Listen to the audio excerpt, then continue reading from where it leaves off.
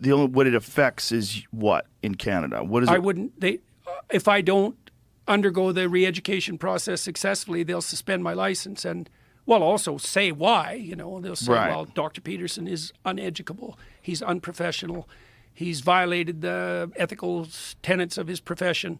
Right, just So because you have a different perspective on things than they do. No, it's because I'm actually telling the truth that clinicians bloody well know and are too cowardly to admit.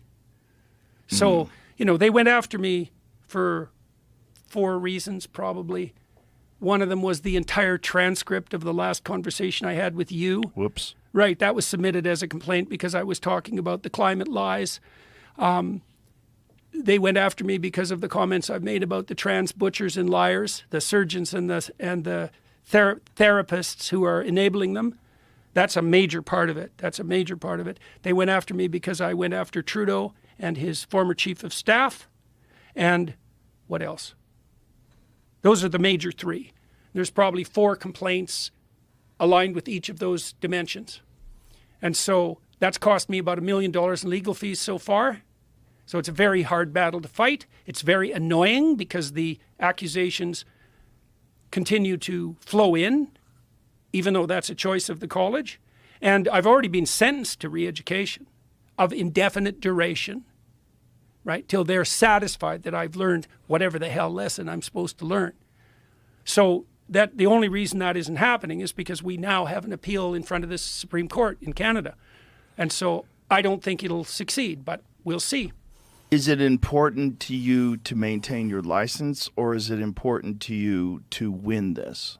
It's important. There's 2 things that are important to me, likely. One is I'm not going to let a pack of ideologically addled moralists, lying moralists who are facilitating the butchery and sterilization of children take away my license, not without a war.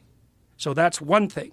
The second thing is I'm in a prime position in Canada to undertake this battle against the woke licensing boards because I have the money, and what the hell are they going to do to me? I'm not practicing. Right. They can't take away my income, and Right. likely they can't blacken my reputation except among those who are willing to assume that the licensing colleges are playing a straight game. So really, there's nothing they can do to me. Plus, if it was only a personal thing, apart from the fact that I'm not letting my license be taken by a pack of intellectually addled hypocrites, I don't really, there's a part of me that's deeply ashamed to be a psychologist at the moment. I'm so appalled by my compatriots.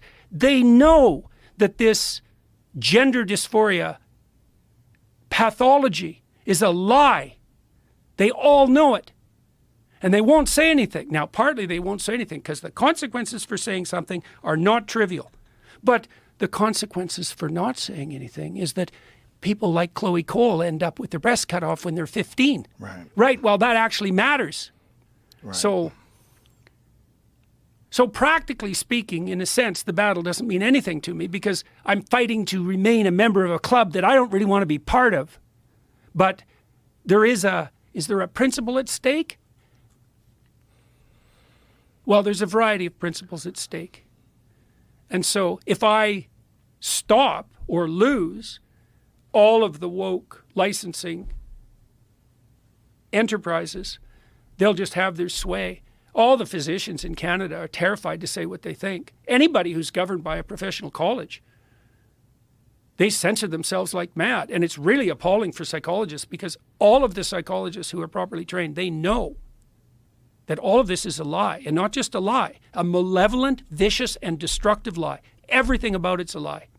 You know, Musk revealed the other day that the professionals that were interacting with him in regard to his transitioning son told him that if he didn't abide by their dictates, that his son was much more likely to commit suicide. That's a lie. No one who's educated as a psychologist believes that to be true. No one.